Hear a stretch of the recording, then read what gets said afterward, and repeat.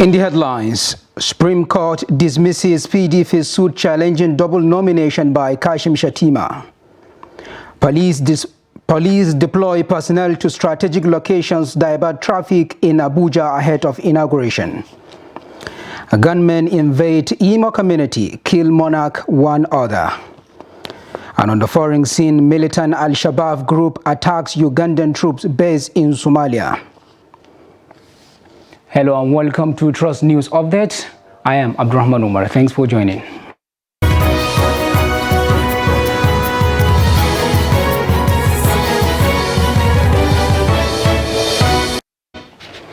And now the news in full.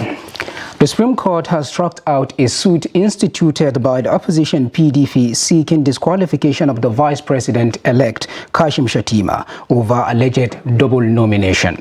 The party sought the disqualification Tinubu-Shettima joint ticket for the 2023 presidential election on account of double nomination, contrary to the provision of Electoral Act 2022.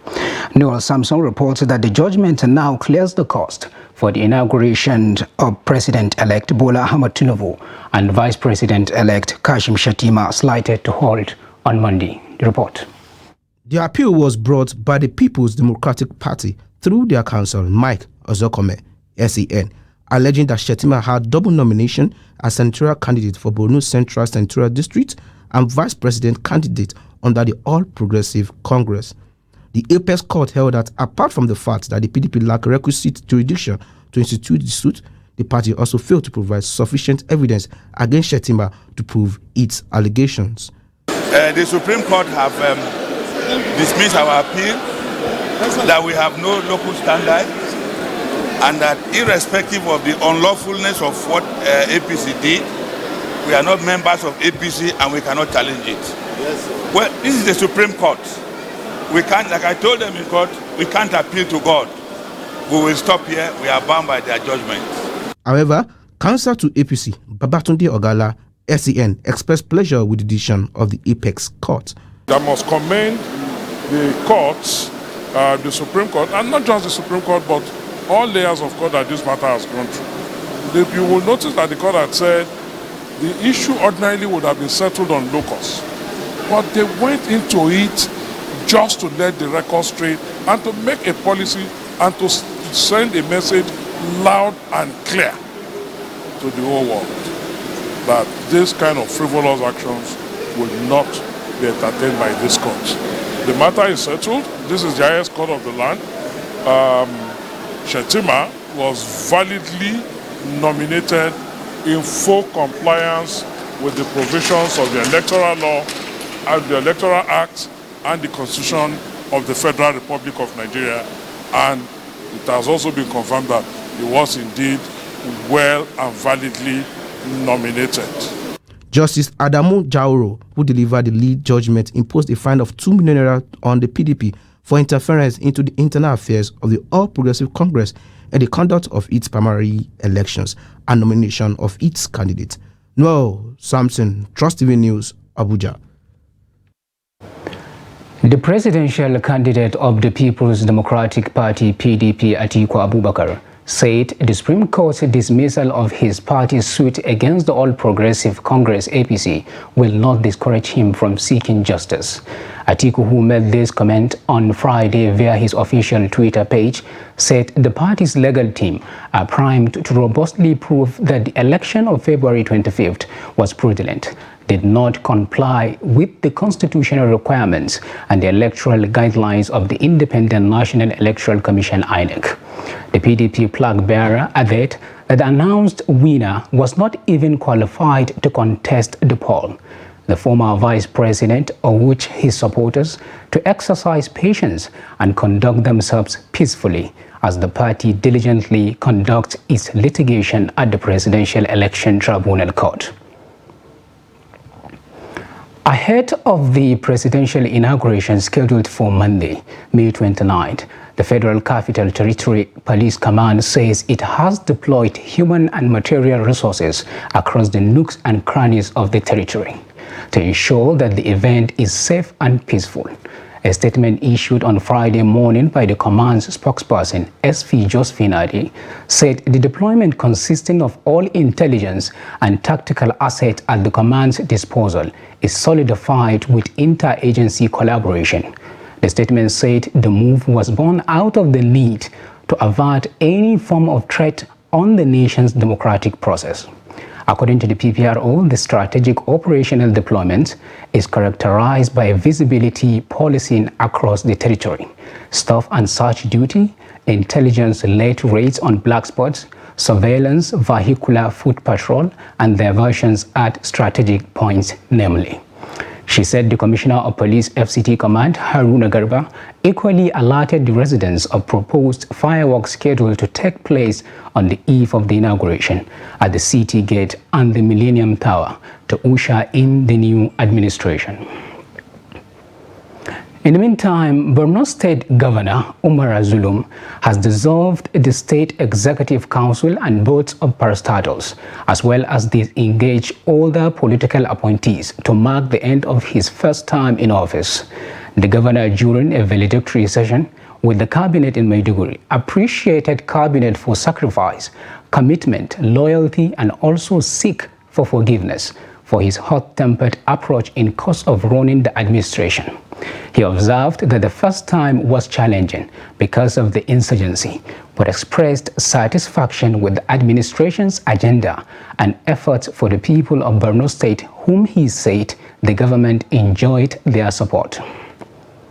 Under a very fragile environment, it's not easy. Working under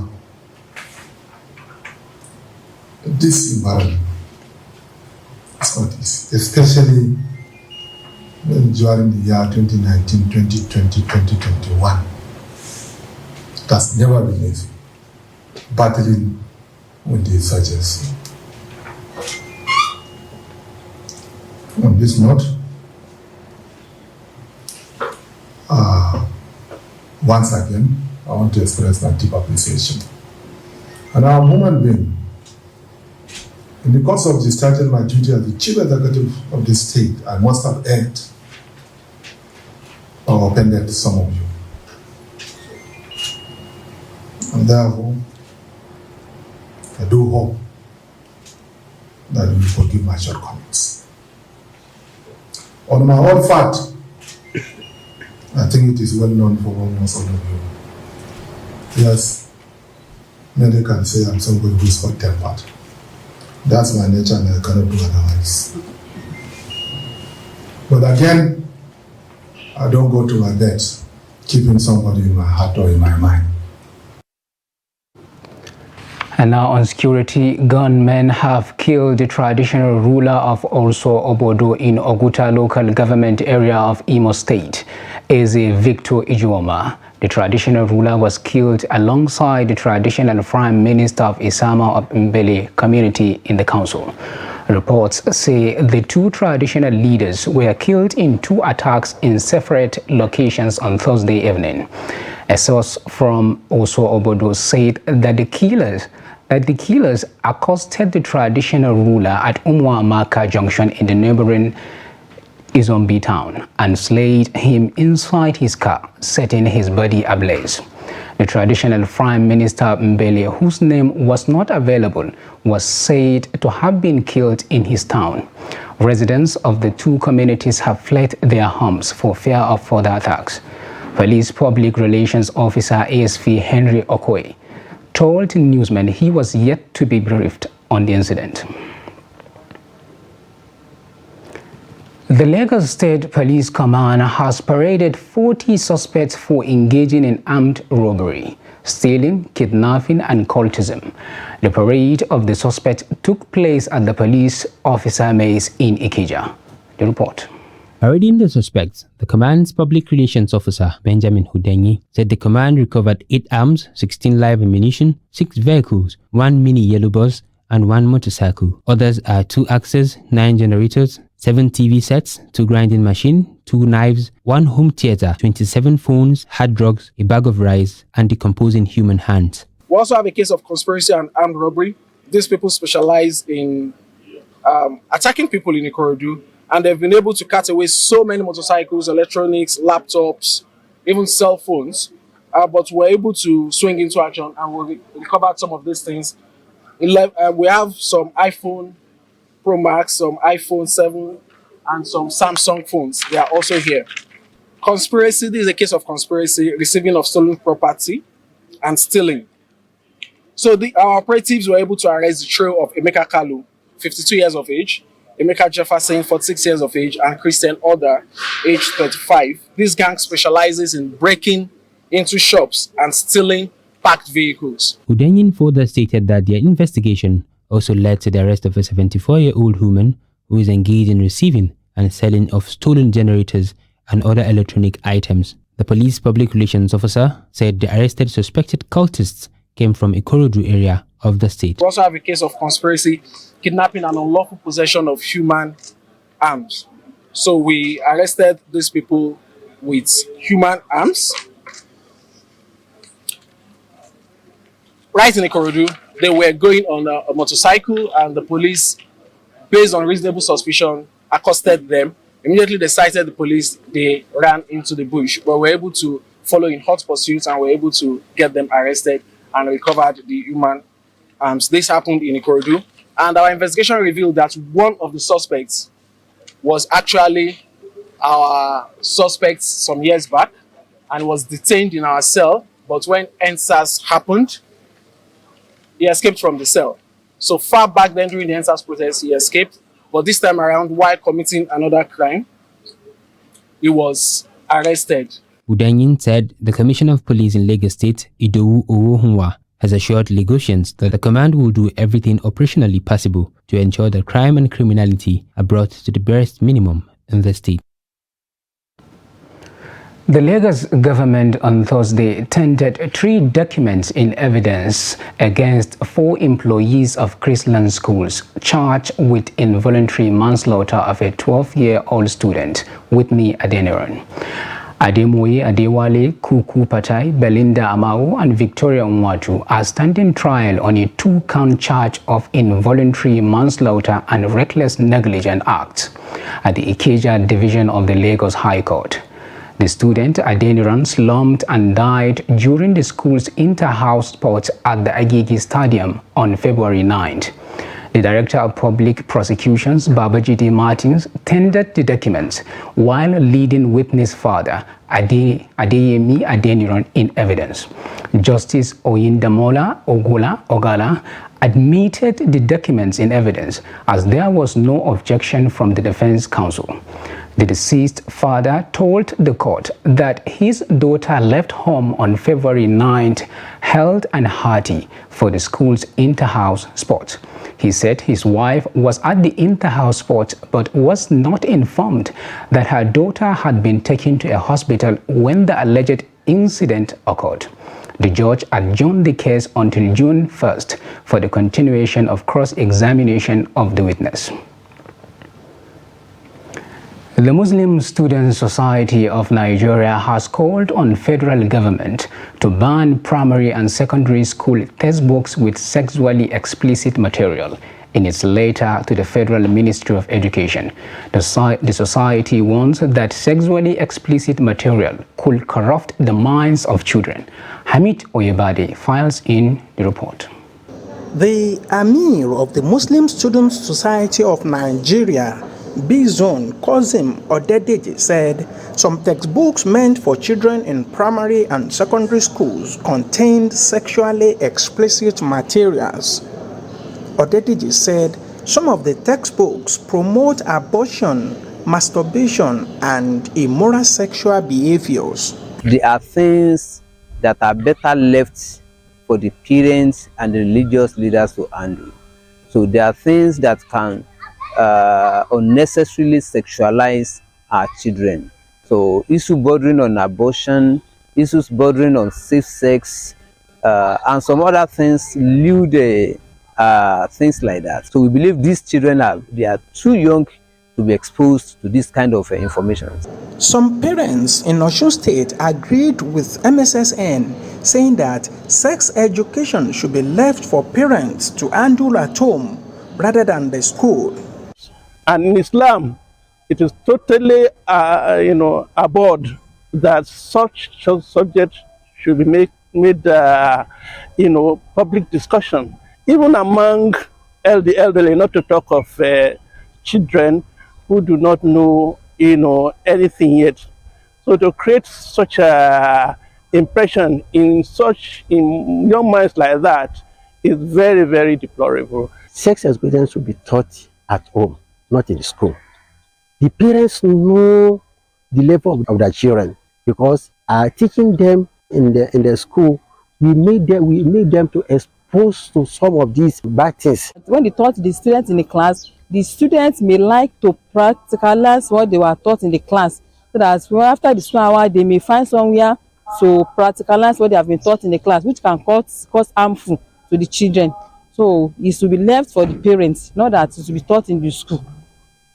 The MSSN said inclusion of sexually explicit materials in the textbooks is a threat to morality of the children and an attack on cultural and religious values.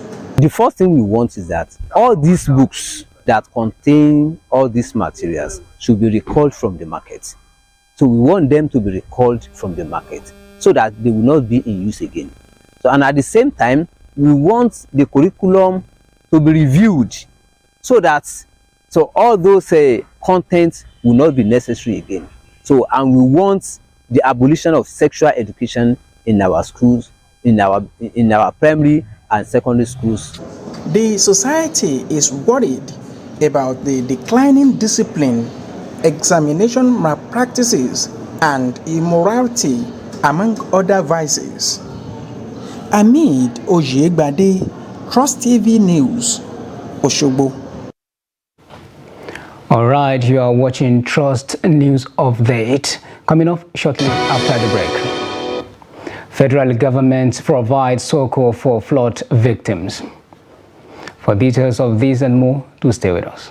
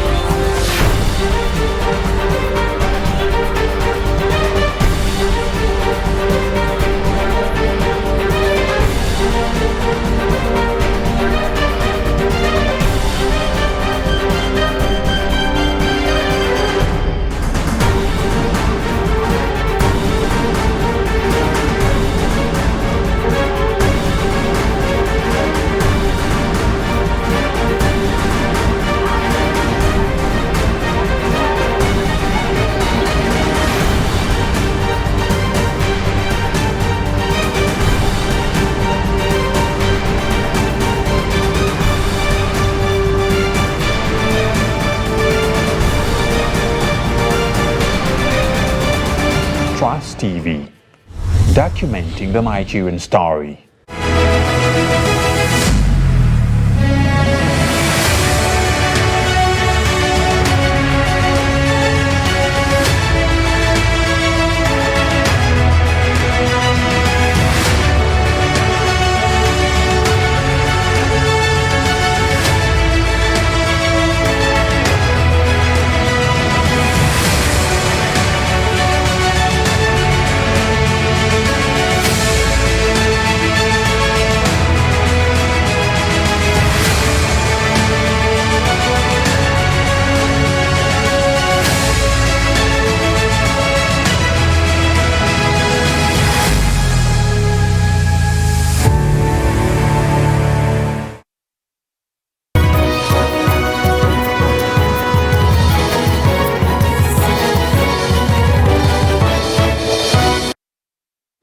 All right, welcome back. If you are just joining us, this is News Update on Trust TV. Now we take a look at the recap of our top stories.